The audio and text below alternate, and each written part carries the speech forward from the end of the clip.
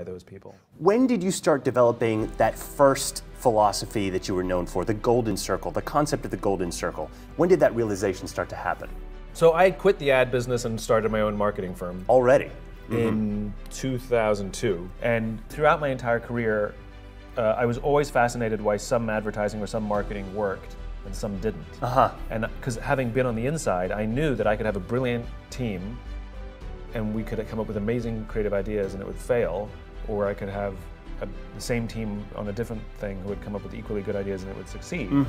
And so I looked at the great marketers, the ones that we admired and the ones that I've written about, you know, your Southwest Airlines, your Apples, the ones that are sort of perennial favorites. And I recognized that there was a pattern in the way in which they spoke to us. Like I literally could look at their ads and like see that there was an organization, and I wrote it down. And even back then, I called it the Golden Circle.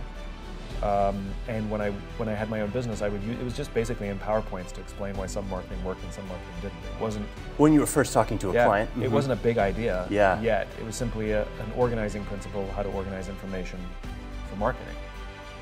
As it turns out, there's a pattern. As it turns out, all the great and inspiring leaders and organizations in the world, whether it's Apple or Martin Luther King or the Wright brothers, they all think, act, and communicate the exact same way. And it's the complete opposite to everyone else. So was it you then that decided, I want to share this with as many people as I can, regardless of clients for my advertising agency? Or were people reaching out and saying, hey, can you talk about this outside of your work? It's like so many of these stories, it sounds like, you know, I was a genius, but it was much more evolutionary than revolutionary, much more organic. I was fascinated by this idea, and it had a profound impact on my own life and my own view of the world. And like anybody, when you read a great book or you see a great movie, you tell your friends to read it or see it. And so I would talk about this thing obsessively because it was you know, it's like when you find a new song and all you do is listen to that one song. Oh, I've been there. It's the same thing, you know. It's just this obsession for this one thing. The difference is it didn't lose steam, and my friends were taking it to heart and were making crazy life changes. Like I had friends quitting jobs and starting businesses once they heard this thing. Because of a talk you had with them at a bar. And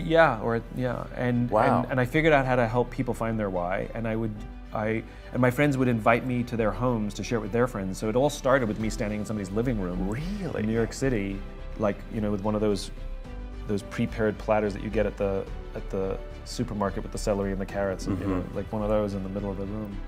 And I would talk about the thing called the why, and people would ask me to help them find their one. I used to do it for $100 on the side. It was extremely organic, you know. I talked about it everywhere I went. People would tell people about it. People would ask me to come talk about it. And somebody invited me to come give a talk to a bunch of entrepreneurs, and I said yes. Wow.